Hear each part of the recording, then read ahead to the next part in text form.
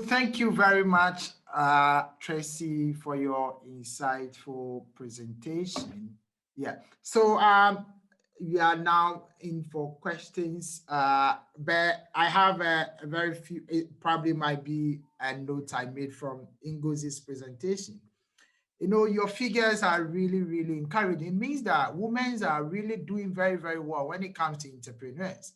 So like, are you able to kind of give what kind of enterprises are they into? Because if you look at the figures you presented, it means that female entrepreneurs are really doing very well. They are doing far, far better than men. So probably it means that men needs to be pushed more rather than women. Thank you very much. So the figures are from the Global Economic Monitor for the last one that was done for Africa. That was in 2012. As the last time I checked, they hadn't done a recent one for Africa, but they have the one for the world. So this one is basically looking at the Africa and then the different countries and then comparing it with the MENA countries, Middle East, and I've forgotten the full meaning. Yeah. North Africa. Yeah, exactly. Yeah. So where you have those MENA countries, then you now have in other parts of the world, like in Europe, they have for Europe, they have for Asia, they have for North America and South America. So you have men being like highest in those places. You really rarely have where you have a lot of women. But if you now come down to Africa, that's why I was really surprised when I saw it. You now have these countries having higher number of women more than men. Now, the type of business, that is your question now, that is being done in Africa is kind of different. And I think there is a reason for it, although I've not gone further to find out, but from what I know from literature and from what I'm seeing and from what I've researched so far, it could be because of the lack of collateral and the fact that these women don't have enough funds. And then the patriarchy, because I had those points are, there are like 6 or 7 of them, but I didn't really elaborate. So the social cultural factor, one of them is the fact that there is this subjugation of women and then consent, which makes them not able to even venture into risky business. Some men don't allow their wives to venture into risky business or to even venture into businesses at all because there's a perception that business is risky. So as a result of that, the type and the nature of businesses that women engage in is already stereotyped. Like they engage in artisanal or small businesses or micro enterprises. So while these women, we have a larger number of them that are running businesses, those businesses are not as large as the kind of businesses that the men run. So the men still run the show. Okay, that's fine. Yeah, Adewale, please, you can talk. I can see your hand is up. Okay, thank you, Mr. Chair, and thank you to the 2 presenters for that beautiful presentation. Very insightful. So I've got 2 questions, one for each presenter. My first question will go to Ngozi, talking about women entrepreneurship. Yeah, you presented some beautiful figures and statistics out there, which is very daunting. And I was like, wow, this is really good. But I want to maybe sort of a comment or a question that you might be able to look into or to educate us on in your research. In terms of, you talked about education. I want to speak on education and access to finance in propagating the ventures of the women and to upskill their skills and entrepreneurship. You often recognize that most of our women that venture into businesses, so in terms of a peasant businesses, maybe just to feed themselves or to just feed their immediate family, and not to really upskill and to even maybe provide solution to an entire community. So I think their perception, number one, in terms of, oh, let me just make a small peasant money for my peasant family. And you often find that most of their businesses are not recognized in terms of government regulation, duly registered and everything. And of course, you cannot access finance if you are not duly registered with the regulatory authority, providing us all the normal things, prerequisite for them to be able to afford you necessary finance. And that, the second one too, of course, is most of them are one-man business. And of course, if you want to access finance, you need a registered partnership. You could go into partnership, 2-3 people.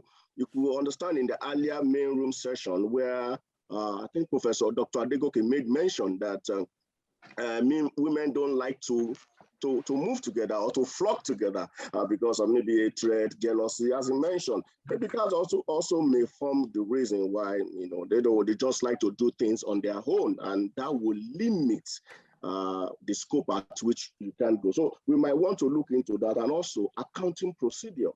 You are looking for a finance, and the financial statement and the financial organization is asking, please, can we have your cash flow, or can we see your projection, or can we see what you've been able to do in the past? And you find out that most of these projects don't even have records. They don't even have the records. How do you want to look into their past deeds for them to go on? So I want to have your own thought on those 3 items. And the second question to the Lucy is around, you talked about, in your Tracy, you made mention that the refugees have been issue. They have been disenfranchised in terms of entrepreneurship by citing them in the remotest part of every country. That's why you see most of these refugees. Now, what are they doing, or what is government policy in terms of being maybe an off-taker to their produce or to their skills or whatever they produce in their various camps? Is that because if you don't have an off-taker who can take off this produce from them, whatever product they come out with, then you're not going to empower them. They're already disenfranchised, putting them into the very minutest corner of every country.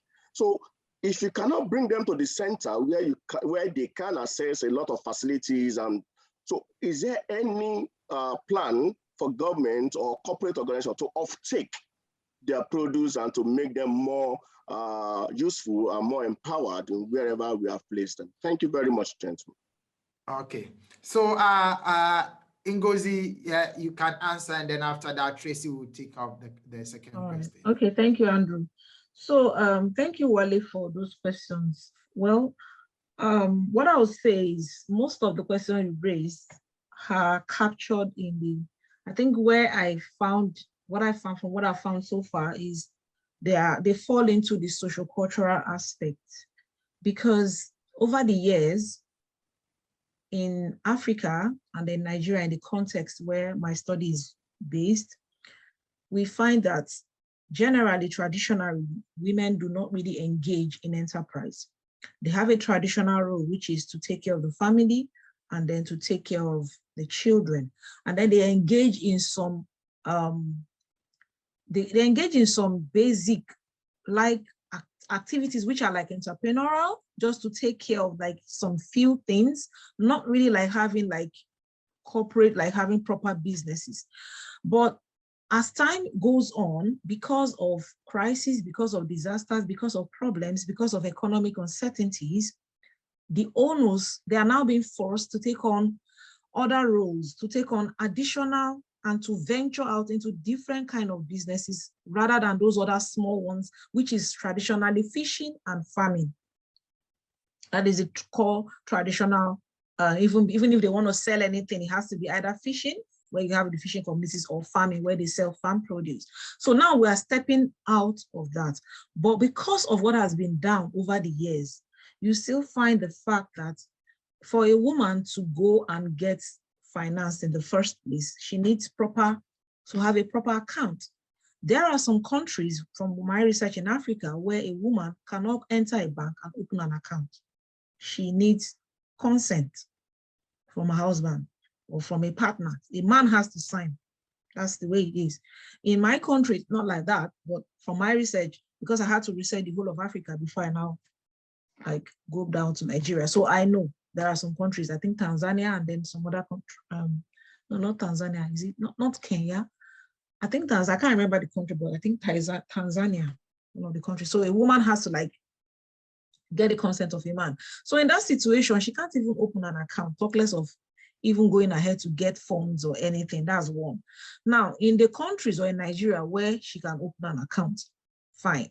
It now comes to the issue of institutional barriers which they face from the male-dominated financial system. and then the requirements, it's difficult for them to meet up the requirements, still going back to the social cultural factors whereby they are mothers, they are women, they have so many things to do. So their roles are conflicting and they need to attend to all these roles. So how are they going to be able to come up with these finances to be able to build the kind of business that will now have the kind of funds or the kind of collateral that will be required for them to gain access? That is where microfinancing comes in as a solution. And then we're saying gender microfinance banks, gender initiated, like gender influence or banking that are like for women, so that they understand what these women, their problems are, and then they will not have all these strict regulations. So that's like what we're saying. So I think that might be like a solution, because if they go on to these proper institutions, they are going to have to fulfill all those regulations, and it's still going to be a problem for them. And then you have the perception. There is a strong, in some cultures there's a strong perception that the woman should not venture into anything risky. Risky things are for men. So the boys are raised to venture, to do things, while the girls are raised to be perfect and organized and, you know, not to take risk. Personally, I was raised that way. So I'm still struggling to take some risk, because I was raised to, you know, while the boys are raised to take risk. That is how it is. So all those things are part of that. Yeah, Ngozi, you have to run up your okay. answers. And then I have the last one. Somebody said about jealousy. I think I take an exception to that. I was going to say something back then. I don't want to believe that, because I know that there are so many women that are in networks. I am a member of a network. I work with women and we do things together. So men also quarrel, men fight, and they still, like, something happened in Nigeria recently and everybody like was women, but men fight in the National Assembly all the time and they still contest and we still vote for them. So I take an exception to that. Okay. I don't think a stereotype.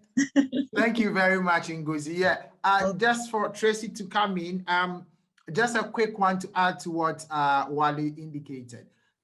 Do you have the ethnic or the country background of these migrants? And if you have their, you know, country of origin of these refugees, sorry.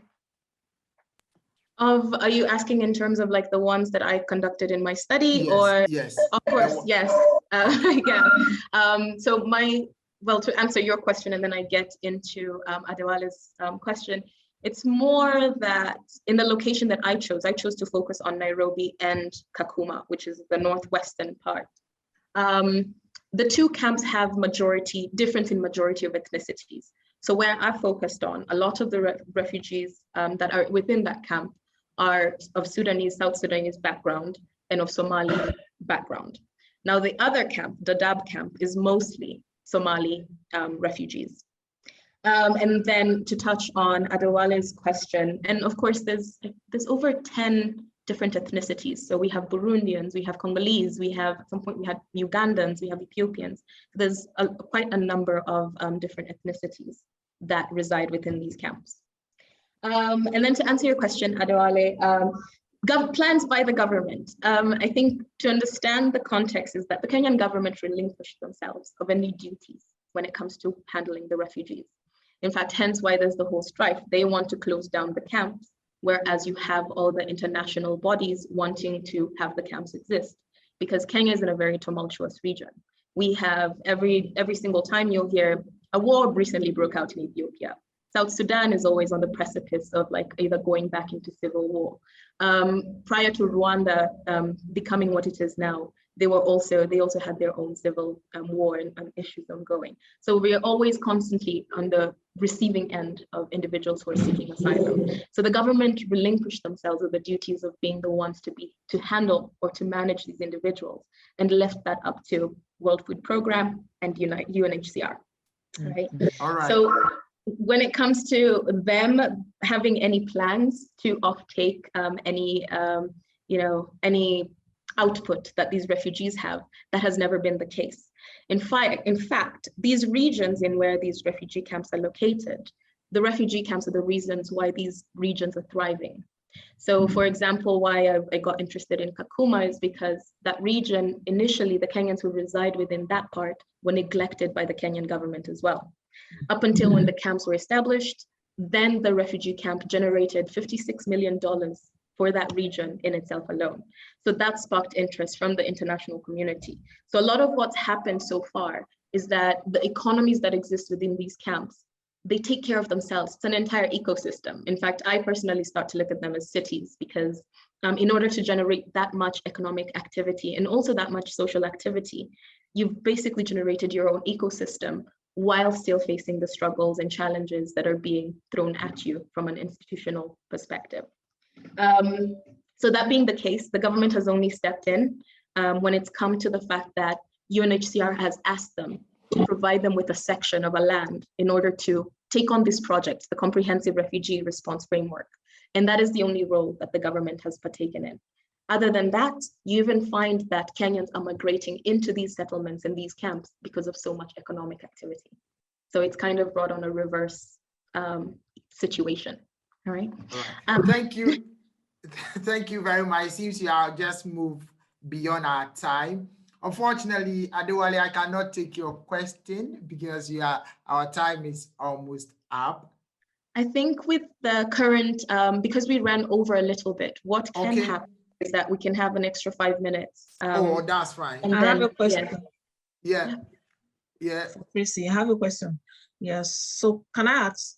Yeah, go, of course, go ahead. Yeah, so you said the government is trying to shut down the refugee camp. And from what you said that they come from different countries. So I want to know, has there been like an integration going on for them to see how they can integrate them back into the society or back to their countries so that they don't have to be refugees forever? Or is the refugee camp, was it initially meant to be forever, like for them to be there?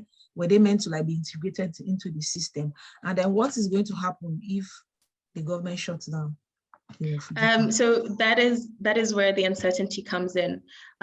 With a lot of the countries that the refugees come from, there's been at least some form of peace and reconciliation has been taking place. But you also always have to take into the fact that trauma exists. So a lot of people, a lot of the ones that I talked to don't want to go back to their countries because you've seen quite a lot of like damage and like danger, and it's traumatizing, you know. So some don't want to go back to that. Now, in the cases of, let's say, countries such as Somalia, where there's still some form of unease within their country, the government, that is what has triggered this particular camp closure. The government cites insecurity, whereby they blame a lot of the Somali refugees being a part of the Taliban's or like the terrorist attacks that we currently have in Kenya. But that's quite a big label to stamp on an entire ethnicity, especially given the fact that we also have Somali Kenyans, or like people who are Kenyan who have Somali features or belong to the ethnic community. So the government doesn't care about where they will go, what will happen. If UNHCR has a plan, their mandate is that they want these camps closed come June 2022. And any way or form of repatriation is all up to UNHCR and all the organizations involved. The other thing as well is that, so a lot of what's happened as well within these regions is the local populations, because they've also been neglected by the Kenyan government. They've become quite accustomed to these refugees. They've been there for 31 years now. That's quite a long time to have these camps open. You have people who've been born in those camps, and by law, those people should be Kenyan citizens, but the government is refusing on that front, right? So when it comes to such issues, it's so complex. Have there been people has there been like, I don't know if your research included asking questions of people that have left to really live good lives. Maybe they've been able to get better. Move away from the camp. Yes. It's quite hard for them. As I said, when you decide to move away from the camp, in fact, it's not even your decision. That is only granted on the fact of medical leave, because then say you have cancer and there's no cancer facilities up there in the northern parts of Kenya. So those are the kind of issues that will have you leave the camp. So they live in the refugee camp forever and ever. Yes. So did the research also take into account probably comparing, you said you have a lot of, you have like people from Somalia, from other countries as well. Mm-hmm. Did you move forward to find out which of these people are more enterprising? Because, you indicated that the government is blaming the Somalis are probably doing a lot of robbery activities or something. Probably there can be a correlation between people working and those who are being, so did you bother to look at that? Yes, there's so many studies that cover that. So when it comes to, for the Somali, the whole tension with the Somali group, it comes from, I don't know if you've heard of, there's a time in Kenya where terrorists walked out into a university and shot over 120 students. Even they killed one professor from my country. Exactly. So those are all, so the government states that they linked that particular attack and one that also happened in Nairobi to the refugee camp that calls and the organization of the entire attacks take place within these camps. Now they can say that there's no proof that has been handed out publicly at the very least. So they blame that, they pinpoint that. But also it is the Somali group that are the most successful when it comes to being enterprising. And we also have the Ethiopian group that's also quite successful when it comes to enterprising. No, and that's, it's not about, I'm not talking about they being successful. Like, are they the larger number of people who yes. are? Okay. Yeah, so exactly, and that's also linked to, so they're the largest. So Somali ethnic group is what, 27% of 500,000 people. That's quite a huge chunk. You're looking at 120,000 people plus. Okay. But they also have family members in Kenya, so that helps them. So even Dadaab camp is even bigger than Kakuma camp, and in Dadaab you find that they have their own transportation links. It's ridiculous to think that they have entire buses and goods being exchanged from Nairobi that are specifically designated to the refugee camp. So that's what happens from an interesting perspective. But yeah. Yeah, I think you've all had a very, very good conversation, and we thank our presenters for very, very insightful topics. And then those of us who also asked questions were also really helpful in shaping the discussion. Thank you all for your time, and I hope you have to join the main group for the next bit of the discussion. Thank you very much. Thank you so much. Thank you, Ngozi. Thank you. Yeah, thank you, Tracy. Thank you, Andrew.